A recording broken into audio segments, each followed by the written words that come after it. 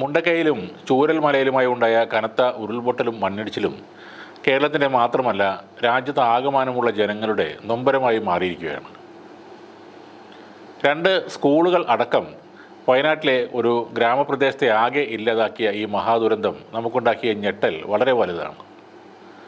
പ്രമുഖരായ വ്യവസായികളും സിനിമാ താരങ്ങളും മറ്റ് സമൂഹത്തിലെ ഉന്നതരും രാഷ്ട്രീയക്കാരും തങ്ങൾക്കാവുന്നത് പോലെയൊക്കെ ചെറുതും വലുതുമായ സഹായങ്ങൾ ദുരന്തബാധിതർക്ക് നൽകുന്നുമുണ്ട്. രക്ഷാപ്രവർത്തകരും സന്നദ്ധ പ്രവർത്തകരും അടക്കം സ്ഥലത്ത് ക്യാമ്പ് ചെയ്ത് പ്രവർത്തിക്കുന്നുണ്ട്. 7 ദിവസം മുമ്പ് വരെ ഉപയോഗത്തിലുണ്ടായിരുന്ന സഞ്ചാര വഴികൾ, റോഡുകൾ മുതൽ പാലങ്ങൾ വരെ വയനാട്ടിൽ ഈ മണ്ണിടിച്ചിലിൽ നശിച്ചുപോയി. അവക്കിടയിൽ നിന്നും അവിടുത്തെ ജനങ്ങളെ രക്ഷിക്കാനാണ് രക്ഷാപ്രവർത്തകർ ആ സ്ഥലങ്ങളിൽ ഉള്ളത്. എന്നാൽ ഇതിനിടയിലും ആ സ്ഥലം സന്ദർശിക്കുന്ന മറ്റൊരു വിഭാഗം ആളുകളുണ്ട്. സംസ്ഥാനത്തിന് പുറത്തു നിന്നടക്കം വന്ന ഇക്കൂട്ടർ മുണ്ടക്കൈയിലെത്തിയത് എന്തെങ്കിലും സഹായത്തിനല്ല, പകരം അത്യന്തം വിനാശം സൃഷ്ടിച്ച സ്ഥലം വെറുതെ തങ്ങളുടെ കൗതുകം കൊണ്ട് ഒന്ന് കാണാൻ മാത്രമായി എത്തുന്നതാണ്.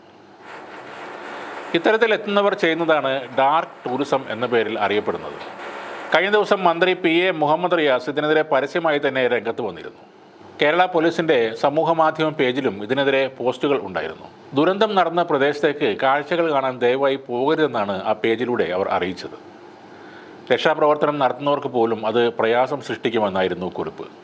മരണമോ ദുരന്തമോ ഉണ്ടായി ശ്രദ്ധ നേടിയ ഒരു സ്ഥലത്ത് കാഴ്ച കാണാൻ വേണ്ടി മാത്രം പോകുന്ന തരം രീതിയാണ് ഡാർക്ക് ടൂറിസം എന്ന് അറിയപ്പെടുന്നത്.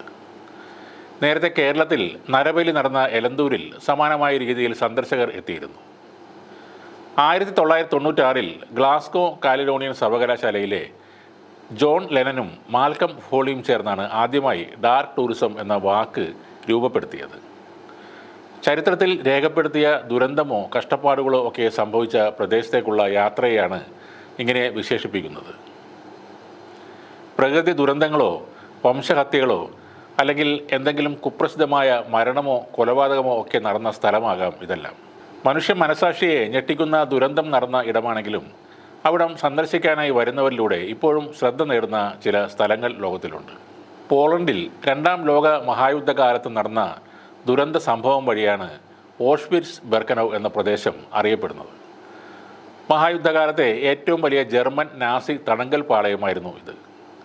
ഇവിടെ നടന്ന കൂട്ടക്കൊലകളെക്കുറിച്ച് പഠിക്കാൻ വർഷത്തിൽ ലക്ഷക്കണക്കിന് പേരാണ് അവിടേക്ക് ഇപ്പോഴും എത്തുന്നത്.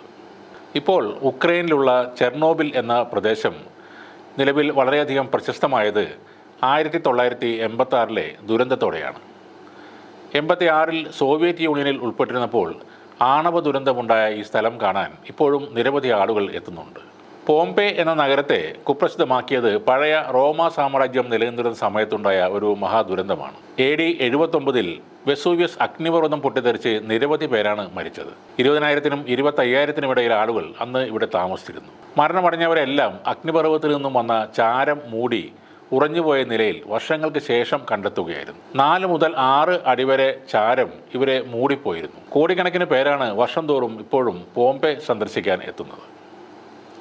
യുനെസ്കോ പൈതൃക പട്ടികയിലും ഇടം നേടിയിട്ടുണ്ട് ഈ പോംപെ നഗരം. ചരിത്രത്തിൽ താല്പര്യമുള്ളവർക്ക് ഡാർക്ക് ടൂറിസം ഒരു പഠനോപാധിയാണെങ്കിലും വയനാട്ടിൽ ഇന്നത്തെ സാഹചര്യത്തിൽ കാഴ്ച കാണാൻ പോകുന്നത് എതിർക്കപ്പെടേണ്ടത് തന്നെയാണ്. അത് ചരിത്ര സ്മാരകമായി ഒരിക്കലും കണക്കാക്കാൻ ആകില്ല.